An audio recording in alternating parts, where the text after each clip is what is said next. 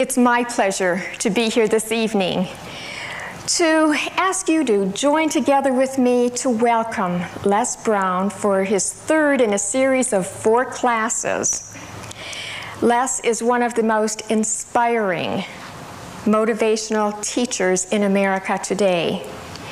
When I heard him 3 years ago, it actually brought tears to my eyes, and I rushed one of my sons over afterwards to introduce him to Les. And my feeling was, every young person in America needs to hear this man. Because if you could start them out young, learning the kinds of ideas that he can put across so beautifully and so enthusiastically and so from the heart, it would change America. Yeah.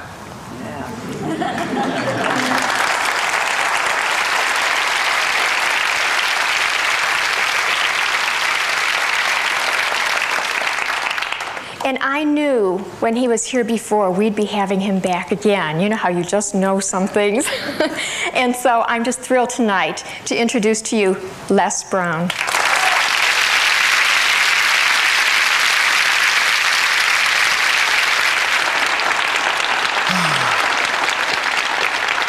Good evening. Good evening. How you doing? Great. I'm going to ask you how you doing. I want you to say better than good and better than most. How you doing? Better than good, better than most. I know that's right. And sometimes even better than that, right? I'd like to just let you know I really appreciate the opportunity to share some time with you again. Why don't you give Lenore a round of applause, please? Very beautiful personality.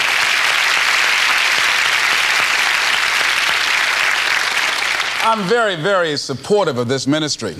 I think that Jack Boland is ahead of his time, and the people here who show a level of concern in terms of empowering people and helping them to develop the skills that are necessary to navigate through some of the treacherous waters of life is something that's very much needed. This evening we're going to be looking at how to get unstuck. I think some of you know what I mean. Sometimes we have to ask ourselves, what's using my life? Heard a guy give a lecture one time that says, we are today what we were when. And he was talking about the fact that we, to a great extent, behave, think, react because of some previous experience that we've had. One of the things that we know about life is that it is always changing. Sometimes you're up. Sometimes you're down. Sometimes things go real well, and sometimes they don't. Sometimes you're happy, and sometimes you're sad. Now that's that thing called life. And when we begin to understand and know that, accepting that reality that we will never ever have things just on an even keel all the time, that you're going to have some ups and you're going to have some downs, but during those down moments, that's where the growth takes place. That's where the work is. See, anybody can feel good when they have their health, their bills are paid, they have happy relationships, the children are acting normal, business is successful. Anybody could be positive then. Anybody can have a larger vision then. Anybody can have faith under those kinds of circumstances. Am I correct? Yes. See, but the real challenge of growth, mentally, emotionally, and spiritually, comes when you get knocked down. Somebody said that adversity introduces a man to himself or a woman. How you handle it, that's where the growth takes place. When I was facing some challenges, I had a guy say something to me, and I suggest this is one of the first things that you want to do when you're facing a challenge. You want to get unstuck. Evaluate where you are. Look at it. Assess yourself. Assess yourself and assess the situation. What brought you there? What role did you play? Earl Nightingale had a saying I like. He said, all of us are self-made, but only the successful will admit it.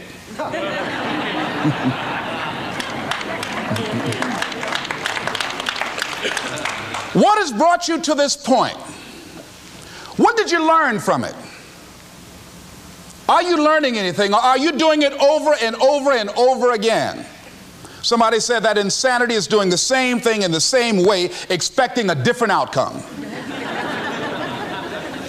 Are you going through it, or are you growing through it? Are you bigger and better because of it? Because it's not going to leave you until you grow through it. I was going through a major challenge in my life that was wearing me out, that was using me. And one of my students told me in a class that I was teaching, Lessons in Truth, she said, Les, until you handle it with grace, it will stay in your face. And it stayed there a long time. The challenges of life. How do we get stuck? A friend of mine went through a divorce. My best friend. He had a wife that did not love him as much as he loved her. It was his first real true love. He was a very religious man. Did not believe in divorce. He made a mistake. And he paid for his mistake with a lot of pain, a lot of tears. And there came to a point where he knew he should have gotten a divorce. But he was stuck. He was stuck in something called revenge. He said, she's made me so miserable, I'm going to pay her back. He was stuck. And he stayed in there longer than he should have because it began to attack him. It began to affect him psychologically. And as a result of that, when he eventually did get a divorce, he took that same attitude to other relationships, looking for something to go wrong. He was burned so badly, he did not want to risk pain again. He was going in relationships trying to avoid pain. When it became too close, he would do something to make sure the relationship did not work. He would always try and find something wrong with the person because there are no perfect people. So if you look for it, you can find it. He was stuck in revenge. Another friend of mine, working on a job, loved the company very much, expected to retire there. And one day they called him in the office, asked him for his badge and identification, called the security man up, walked into his desk, told him he was fired and he had to leave then. He was devastated. And if you came anywhere near him, he will tell you his story, as we all have stories. Even when he got a job, he went on the job telling anybody who would listen how they fired him unjustly. And he always ended with, it wasn't fair. Life isn't fair. Life just is. It's not fair that birds eat worms, and they do. So we can't even deal with what's fair. But he's stuck in the fact that it's not fair. I don't deserve that. They were wrong. I used to be a state legislator in Columbus, Ohio. During the break, we used to go out on the front lawn of the Ohio legislature, at the Capitol there, and observe people as they came by. There was one particular person that all of us knew. The children, adults, everybody used to pick at him when he came by. We called him Chicken Man. He had a feather in his hat. He had a toy chicken on top of his car that he would drive around the area in downtown, blinking his lights and occasionally blowing his horn. When he got out of his car, he would walk downtown with a baby carriage with two little baby dolls in there and a picture of a woman. And when you say something to him or came near him, you would hear him making the sounds of a chicken. All of us used to laugh at Chicken Man. We didn't know Chicken Man's story. Chicken Man woke up one morning around 3 a.m. and his house was on fire. He panicked and he got out of the window and left quickly, only to get outside to hear his children and his wife screaming for help. He ran back to the door to go in to save them, and the flames were too hot, too awesome. He tried to get in, he couldn't get in. He was desperate, frantic. Pretty soon the cries stopped. They perished in the fire. His brother-in-law came, found out that his sister had died and his nieces in the fire, grabbed Chicken Man and started beating him. You chicken, why did you save my sister? You're a chicken, you're a chicken. When the people pulled him off Chicken Man, they picked him up and said, are you all right? And Chicken Man looked at him and he started making the sounds of a chicken.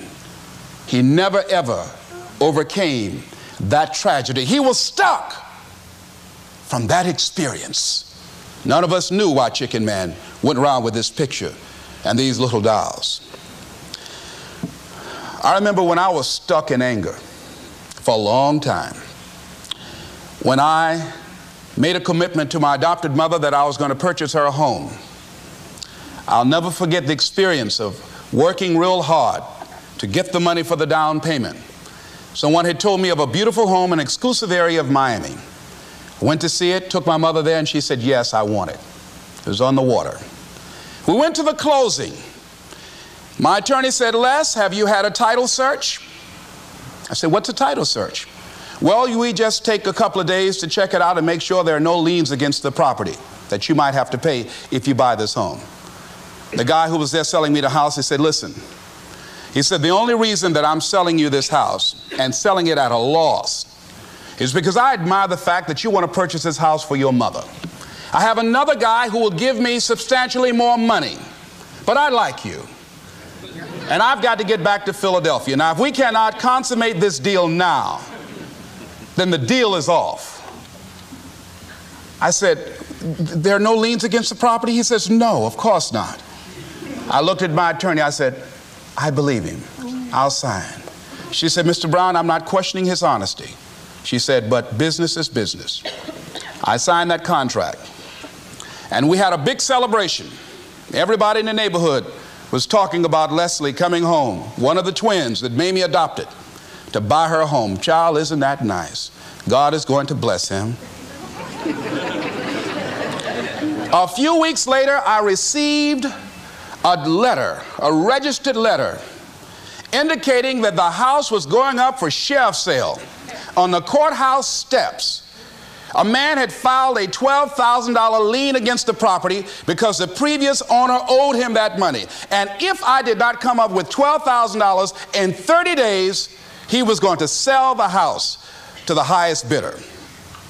I called this man and said, Mister, my name is Les Brown. I purchased this house. I had nothing to do with your prior bill. He said, that's not my problem. He said, you should have had a title search. I said, can you give me time? I said, my mother is an older lady. She has a bad heart. And I said, please. I said, if you just give me the time, I don't know how I'm going to do it with the house note and everything else, but I think I can pay you at least $2,000 a month, and within 6 months, somehow I will pay you your money. He said, no, I want it all in 30 days or you get out. I did everything I could, racked my mind thinking about how I could get $12,000 because I took everything I could to get the money just for the down payment and the closing. I finally had to face the reality that I wasn't going to be able to do it. I was up around 2 o'clock in the morning walking back and forth thinking, how was I going to tell my mother this? My children were there in the room sleeping all night long. I agonized over this. I lost over 23 pounds. Pretty soon I went in the room where my mother was sleeping and I said, Mama, I got down on my knees by the bed. I said, Mama, I got to talk to you. And she said, what's wrong? I said, Mama, I said, we got to get out the house. I said, in my haste to buy the house, I made a mistake. She said, that's all right, baby. I didn't like this house anyhow.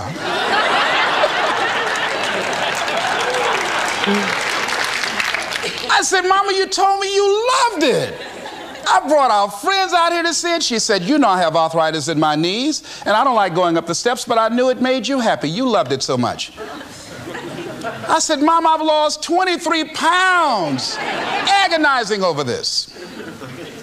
Well, we had to pack up and go back to the old house down the street from Northwestern High School in Liberty City.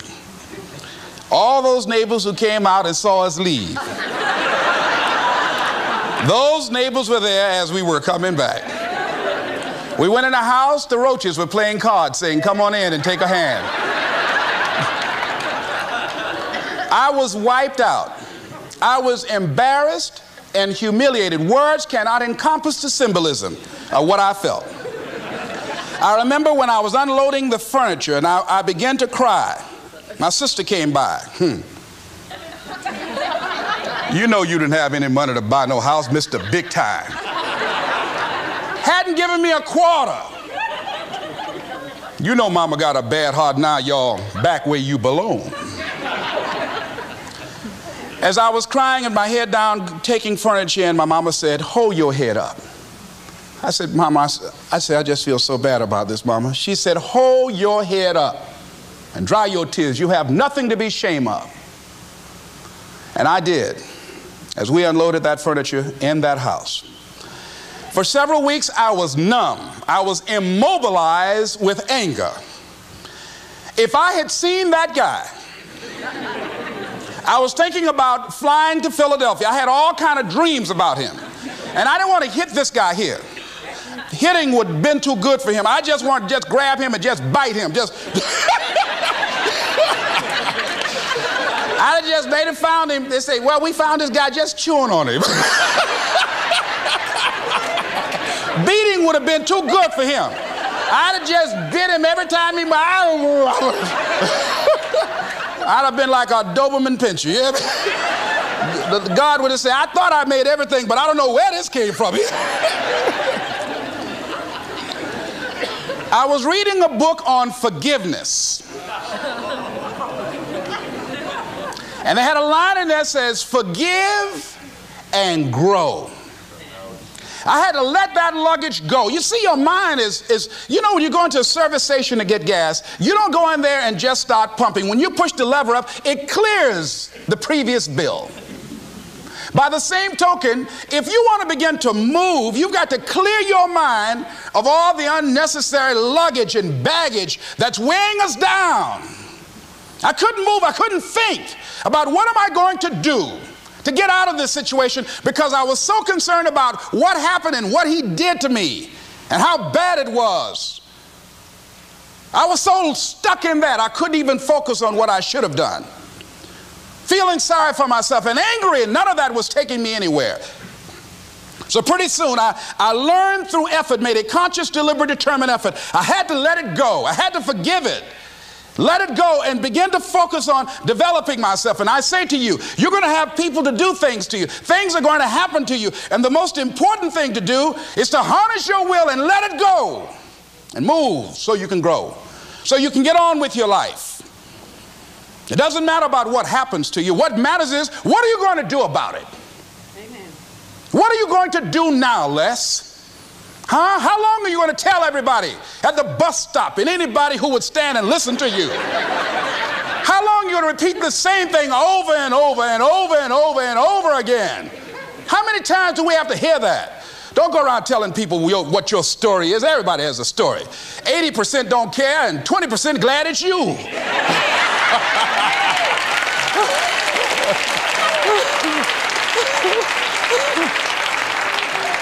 They say, I'm glad that didn't happen to me. Sometimes you think you got some problem. You hear somebody else's problem, and if their problem is real bad, it makes you feel good. Am I right? All right. So I had to let that go. All of us got stories to tell. Chicken Man allowed his tragedy to destroy his life. All of us have experienced some tragedy, and if we haven't, we will. And you can either let it destroy your life, or you can build upon it. You can permit it to let it hold you down, or you can decide, I'm not going to let that happen to me. I'm bigger than this. Make a declaration to yourself. Declare all-out war that you're going to get out of this rut. I don't care how good you are. I don't care how talented you are. I don't care how much you work on yourself. There are some times when things aren't going to go right. They just are not going to go right. There are times when anything that can happen will happen. Murphy's Law will be knocking at your door. Why? I don't know why. That's called life. And you have to deal with it. Sometimes your life will be in a slump, just like sports. Some of the best shooters can't hit baskets different times in games. They get in a slump. Do they sit on the sideline and say, I just didn't hit a basket today? No, they continue to execute. I suggest to you that if you are facing a challenge, don't stop. Stay busy. Work your plan. Continue to do those things that you know that work for you after you have evaluated yourself in the situation. Continue to move. Stay busy, stay busy, stay busy. Repeat out to me. Help somebody. And help yourself. Because what you give is what you get. Find somebody that you can help so you can forget about you for a moment. See, sometimes the best thing to do is to be. Sometimes you have to just back up and go within yourself. A bow and arrow, you can't take a bow and just push it out an arrow. You just can't push the arrow out. You have to pull it back and then release it. Sometimes you have to back up and go within and pray and meditate and recharge your batteries. Go away, clear your head, and then come back and look at it from a different vantage point. Don't operate while you're under the spell or the effect of what's going on. Next thing is that you've got to activate the thinker in you. Don't allow your emotions to control you. We are emotional, but you want to begin to discipline your emotion. If you don't discipline and contain your emotions, they will use you. Your mind goes on automatic, just like a God. You know, I loved reading the book called As a Man Thinketh by James Allen. He uses the analogy of the mind being like a garden. You know, weeds don't have to have any encouragement to grow.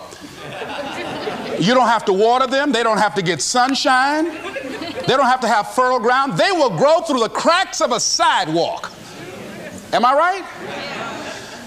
But if you want to grow orchids or roses or any kind of exotic flowers, there are special processes and procedures you must go through.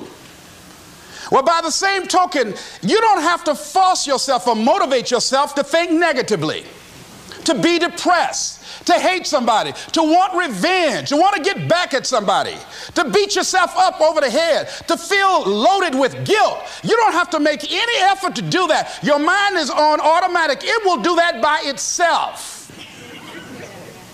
But if you want to begin to move into your own personal greatness, if you want to begin to really enjoy a happy, successful, healthy life, you've got to be willing to go against the tide. You've got to be willing to harness your will and say, in spite of this, I'm in control here. I'm not going to let this get me down. I'm not going to let this destroy me. I'm coming back, and I'll be stronger and better because of it. You have got to make a declaration that this is what you stand for. You're standing up for your dreams. You're standing up for peace of mind. You're standing up for health.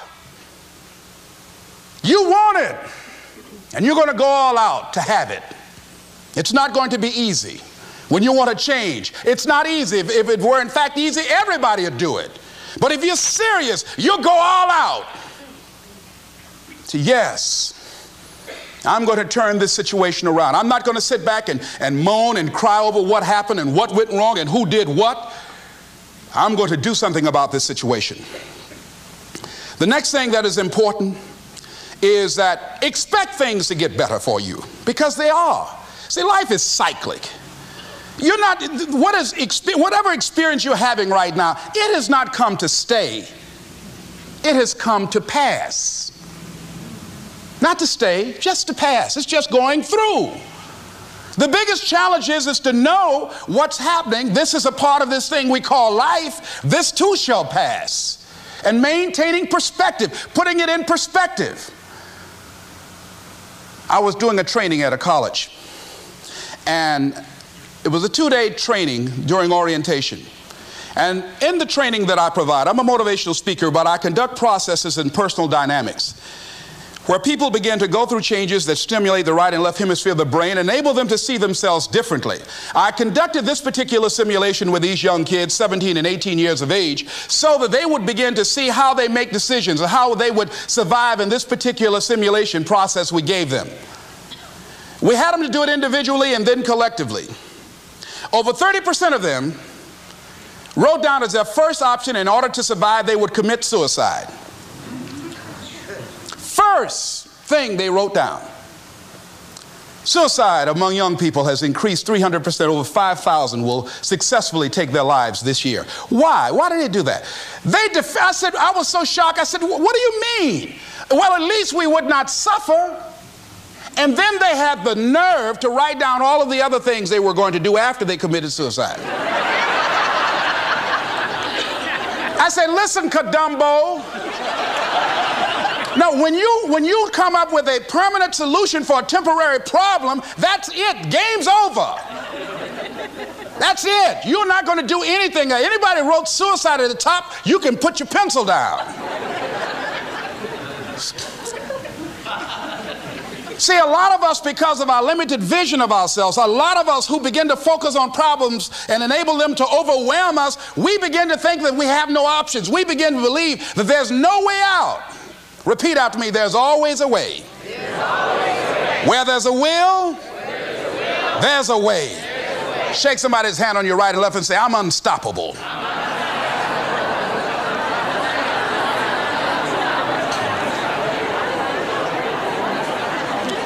You've got to make those kind of declarations to yourself. I'm unstoppable. This will not get me down. And if I get knocked down, I'm going to be like Leo Pascal. You said you're going to have some low moments in life, but when you do, you will have high lows when you work on yourself. What are some of those things that you can do during this period of time? Go for walks. Do some things for you. Just go for a stroll so you can engage in some reflective thinking on life, on yourself, looking and enjoying the universe, smelling the roses along the way. Listen to upbeat music, music that inspires you. I have oldie but goodies. I have strategies that I engage in to recharge my batteries. I'm preparing for that because I know things are going to happen that I cannot anticipate. A very good friend of mine died the other day. I had a program for myself. I have books that I read that inspire me, tapes that I listen to that fire me up. Because you're going to have sometimes low moments when you won't want to get out of bed. You just want to stay there. At times you won't want to come out the house. At times you'll be feeling bad and don't know why. What's wrong? I don't know. Just leave me alone. Why did that happen? I don't know. It's called life.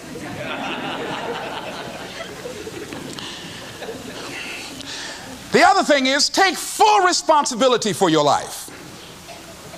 Accept where you are and the responsibility that you're going to take yourself where you want to go.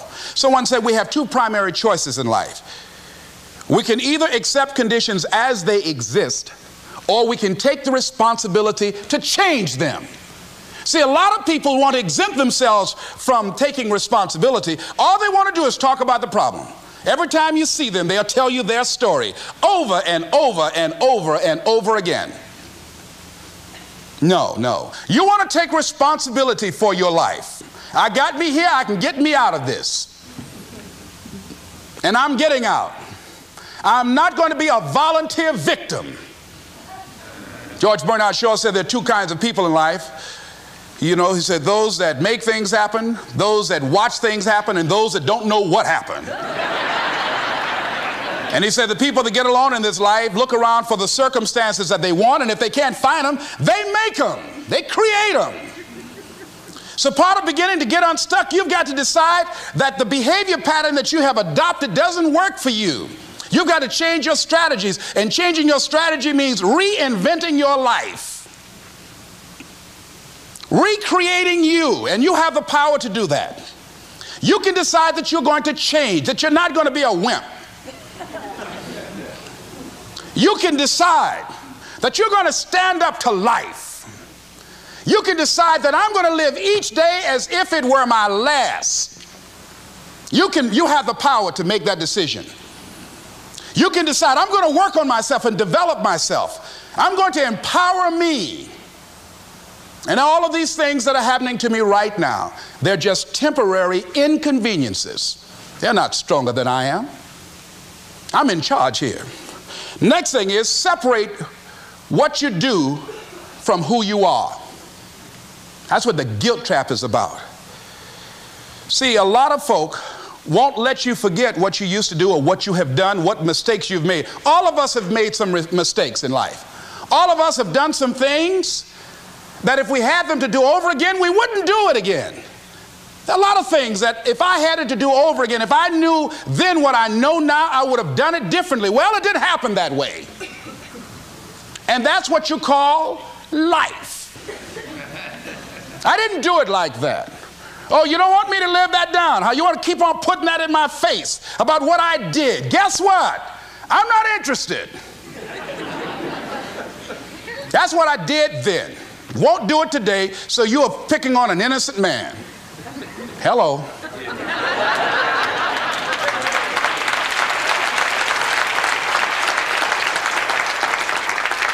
So as you're in the process of reinventing your life, write a description of the kind of person that you want to be.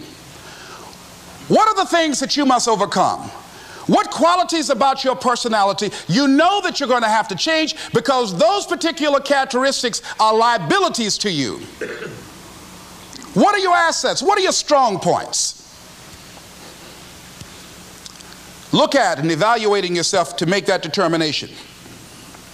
Other thing is that in order to get out of a rut, we need some coaching. Find some trusted critics.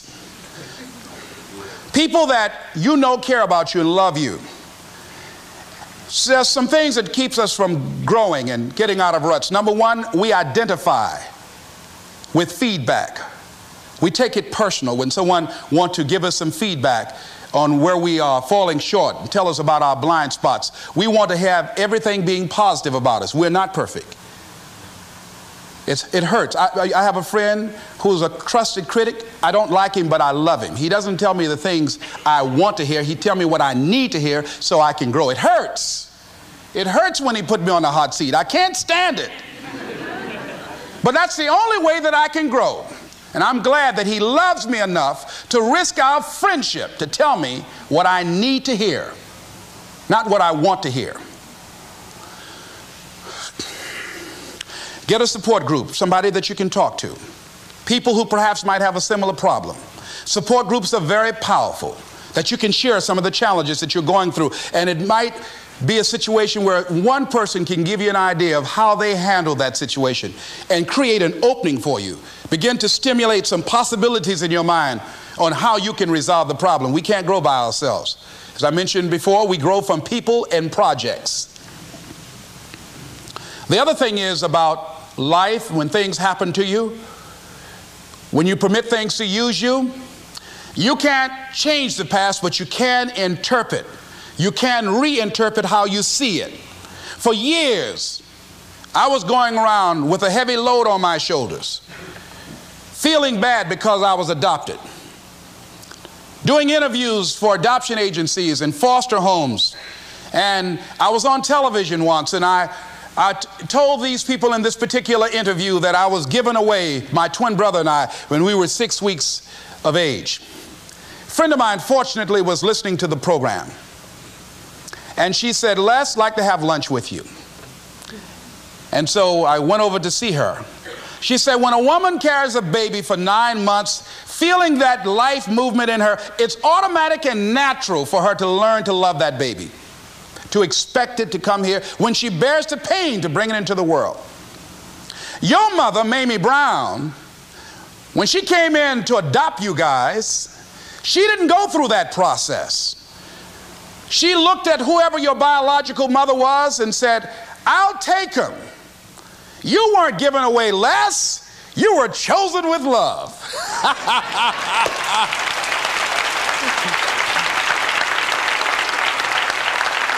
Same circumstances, same event, but reinterpreted. An interpretation that empowers me. Am I making sense to you? Yeah. So when you begin to look at your past, give an interpretation that empowers you. That's where I used to be. That's not where I am now. I'm growing. Now I want you to think about, in your mind right now, think about some particular event or act in your life that you feel very bad about, that you really regret that that took place. If you had to do over again, you would do it differently. With that there, I want you to see yourself in your mind's eye and say to yourself, I love myself unconditionally, and I forgive myself. If I knew better, I would have done better. I want you to think about somebody that caused you some pain, caused you some disappointment, somebody that you don't like. Let me tell you something about the mind, how it uses you. Tell you something super stupid that I used to do. Do you know for years I hated my mother and my father, whoever they were, because they gave me away as I thought at that point in time? And guess what? I didn't have any faces for the hatred because I never saw either one of them. And I said, I hate them for that. And then once I forgave them and said, it's okay, had they not given me away, I would have never been blessed to have the mother that I have, who to me is the greatest mother in the world. So the universe unfolds as it should.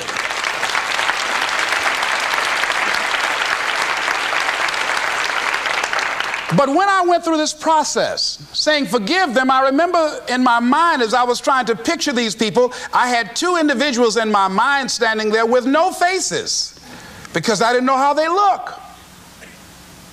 But I released that. I let that luggage go. Think about somebody that you've hurt, somebody that you've disappointed, either deliberately or inadvertently, or someone that has hurt you deliberately or inadvertently. Think about them. Somebody that you really, when you think about them, the room turns red. Look at them in your mind's eye and say, I forgive you. I forgive you unconditionally. Whew, boy, that's a heavy load to let off. When I thought about that guy, I said, wait a minute, I can't, no, you don't know what this guy did. This was my mama. You don't know what we went through. My student said, Les, forgive, let it go. If you want to be forgiven, you better forgive somebody. None of us are perfect. All of us have made some mistakes.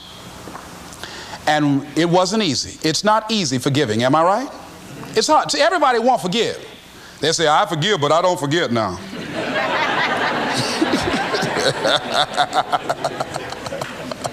Let it go so you can grow. Let's get a little demonstration here. Throw it up on this side here, right? Demonstrate it like this. Let's go. I throw away negative thoughts. Revenge. Guilt. Anything that's been holding me back. Now with that right hand, let's bring something in. I bring in love. Peace of mind. Good relationships. Whole lot of money.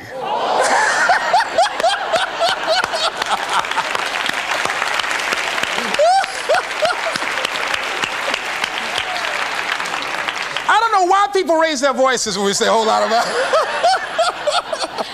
I mean, they get serious too, you know what I mean? And usually people don't use one hand, they use two hands. They try to borrow somebody else's hand, you know?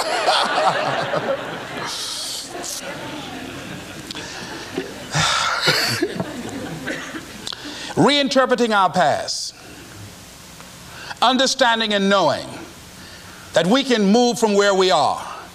That we can begin to design the kind of life that empowers us, that gives us happiness, that enable us to be on top of who we are. Knowing that as we begin to explore new horizons and new vistas in life, that as we begin to focus on developing ourselves, as we begin to elevate ourselves and not to follow the crowd, activating the thinker in us and disciplining and putting on hold the emotional part of ourselves. It's not easy, but through practice and practice and practice, practice makes what? Absolutely not. Dismantle that belief system. Practice makes improvement. You can always better your best. You can always go beyond anything that you have ever done. You'll never hit a state of perfection. You're always bigger than what you do. And so all you're looking for are new breakthroughs through practice and practice and practice. You'll get better and better and better. And there's still some things that will happen to you that will catch you on the blind side that you did not anticipate. You'll get knocked down, but you won't be knocked out. You'll be able to get to your feet again, be on the ropes, but you'll have a fast recovery rate when you work on yourself. Read inspirational books, of course. Listen to tapes that begin to inspire you, and stay around people who will empower you. People that will help you feel good about who you are as you're in the process of transforming your life. Life is so beautiful. Today someone gave me something on life called What is Life? I'd like to share it with you. In summary, getting unstuck means that you are going to start living life on your terms rather than just gliding through every day on automatic. That you are aware, that you're stimulated and you're excited about your unfolding future. That you have a special power within. That you know that things are going to get better for you. You know that you can handle this, and sometimes you have to cry. Sometimes life will take you to your knees. But the pain opens spaces in the heart for joy. Somebody said about life, I love this, says, life is like an onion. You have to peel it one layer at a time.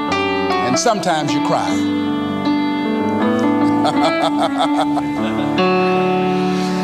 This author said about life, life is a challenge. Meet it. Life is a gift.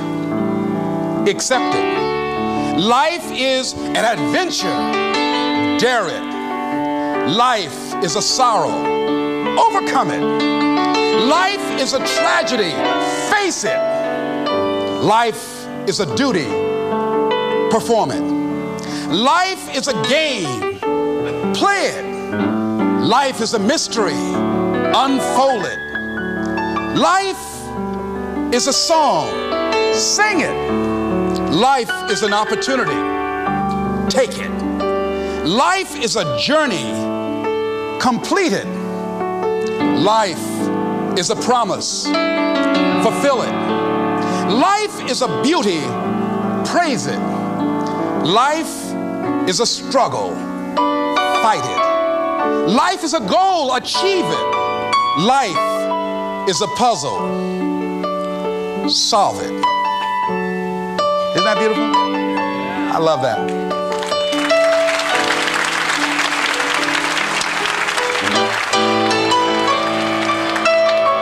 Remember something I heard in high school.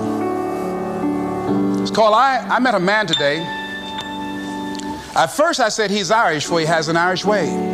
A sympathy and friendliness that warms you through and through. And then I thought, oh no, he's not.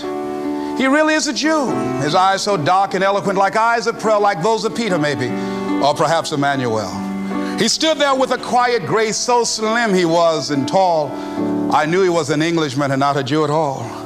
And yet his skin was very fair, a Viking he could be, such as those who cast their ships against the sea. His hair was dark with the mist of India, Japan. His courtesy was China's own, his dignity Iran. I met a man today and he was marvelously fair. He really was a child of God, and he came from everywhere. This is Mrs. Mamie Brown's baby boy saying it's been a plum-pleasing pleasure as well as a privilege. Thank y'all here.